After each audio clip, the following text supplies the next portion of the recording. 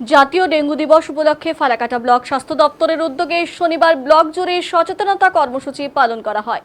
Dengue প্রতিরোধে সাধারণ মানুষকে সচেতন করতে বিভিন্ন গ্রাম পঞ্চায়েত ও ফালাকাটা পুরসভা এলাকার একাধিক স্থানে স্বাস্থ্যকর্মীরা পদযাত্রা ও প্রচার অভিযান চালান। স্বাস্থ্য দপ্তর সূত্রে জানা যায়, গ্রামীণ এলাকায় কৃষিকাজের জন্য বাঁশের মাচার ফাঁকা অংশে জল জমে ডেঙ্গুবাহী মশার বংশবিস্তার হওয়ার আশঙ্কা থাকে। সেই কারণেই ওইসব স্থান নিয়মিত পরিষ্কার রাখা এবং জল জমতে না দেওয়ার বিষয়ে প্রচার চালানো হয়। পাশাপাশি শহরাঞ্চলে ফুলের টব, পরিত্যক্ত পাত্র কিংবা জমে থাকা জলে মশার লার্ভা তৈরি হতে পারে বলেও সচেতন করেন স্বাস্থ্যকর্মীরা। এছাড়াও ব্লকের বিভিন্ন এলাকায় পড়ে থাকা পুরনো গাড়ি, সাইকেল, টোটো সহ বিভিন্ন যানবাহনে টায়ারে জল জমে ডেঙ্গুর মশা ডিম পাড়তে পারে। এই বিষয়ে বিশেষ নজর দেওয়া হয়।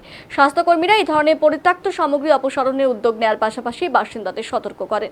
ডেঙ্গু প্রতিরোধে বাড়ির আশপাশে কোথাও জল জমতে না দেওয়া, পরিষ্কার পরিচ্ছন্নতা বজায় রাখা এবং মশারি টাঙিয়ে ঘুমানোর পরামর্শ দেওয়া হয়। ফালাকাটা ব্লক স্বাস্থ্য আধিকারিক, হাসপাতালের চিকিৎসক, নার্স, আশাকর্মী এবং অন্যান্য স্বাস্থ্যকর্মীরা এই কর্মসূচিতে অংশগ্রহণ করেন। পালন করুন 16ই মে জাতীয় ডেঙ্গু দিবস। তো আমরা আজকে যোগেন্দ্রপুর উপস্বাস্থ্যকেন্দ্রে এসেছি। এখানে বিশেষ করে বিগত বছরগুলোতে আমরা দেখছি এই এলাকাতে একটু ডেঙ্গুর প্রাদুর্ভাব দেখা যায়। সেই জন্যই আমরা এই এলাকাটাকে বিশেষ করে ময়নাডাঙ্গা, সাতপুকুরিয়া, যোগেন্দ্রপুর এই এলাকাগুলিকে বেছে নিয়েছি। মূলত এই রোগটা হচ্ছে বর্ষাকালে দেখা যায়। যেহেতু আমাদের এখানে বর্ষা শুরুই হয়ে গেছে, হয়তো আগামী 1-2 সপ্তাহ পর থেকেই ডেঙ্গুর প্রাদুর্ভাবটা হয়তো শুরু হয়ে যাবে আমাদের এখানে। সুতরাং আমরা যদি এখন থেকেই সচেতন না হই, আমরা যদি আমাদের এলাকাটাকে জঞ্জালমুক্ত না করতে পারি, তাহলে আগামী দিনে কিন্তু ডেঙ্গুর প্রকোপটা বাড়বে। আমাদের এখানে একটাই বক্তব্য, আমরা আমাদের নিজের বাড়িটা যেভাবে পরিষ্কার পরিচ্ছন্ন রাখবো, কোথাও জমা জল জমতে দেব না। পাশাপাশি আমি দেখব যদি কোথাও আমি জমা জল পাই, সাথে সাথে সেই জলটা আমি পরিষ্কার করব এবং আমার ব্যবহারযোগ্য যে জলটা থাকবে সেই জলটা আমি ঢেকে রাখব।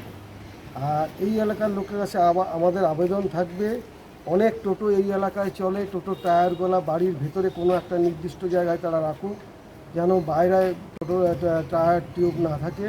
সেখানে যে জলটা জমবে সেই জলটা কিন্তু বের করা খুবই কষ্টসাধ্য।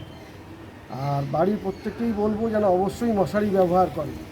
ইদানিং আমাদের ফালাকাটা ব্লক বা ফালাকাটা গ্রামাঞ্চলে দেখা যায় যে বিভিন্ন বাড়িতে ফুলের চাষ করে টবের উপরি অংশে বা থার্মোকলের উপরি অংশে যে মাটি দিয়ে ভর্তি করে, সেখানে কিন্তু জমা জল আমরা দেখতে পাই এবং সেখানেও কিন্তু আমাদের এখানে এডিস মশাটা এসে ডিম পাড়ে।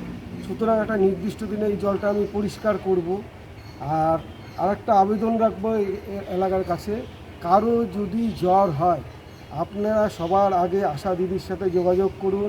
আশা দিদি আপনাদের সুচিন্তিত পরামর্শ দিবে এবং কোথায় নিয়ে গেলে আপনাদের সুবিধা হবে আশা দিদি কিন্তু আপনাদের বলে দিবে। এবার অনেক সময় আমরা দেখতে পাই যে এখানকার একটা কেস হঠাৎ করে নর্থ বেঙ্গল মেডিকেল কলেজ থেকে রিপোর্ট করবে, সেক্ষেত্রে কিন্তু আমাদের পেশেন্টের ট্রেক করতে অসুবিধা হয়। সেই জন্য আমরা আবেদন রাখবো সবার আগে যেন আশা দিদি জানতে পারে এবং আশা দিদির মাধ্যমে আমরা ব্লক জানবো, তাহলে আমাদের কাজটা করতে সুবিধা হবে। এই বলে আমি আমার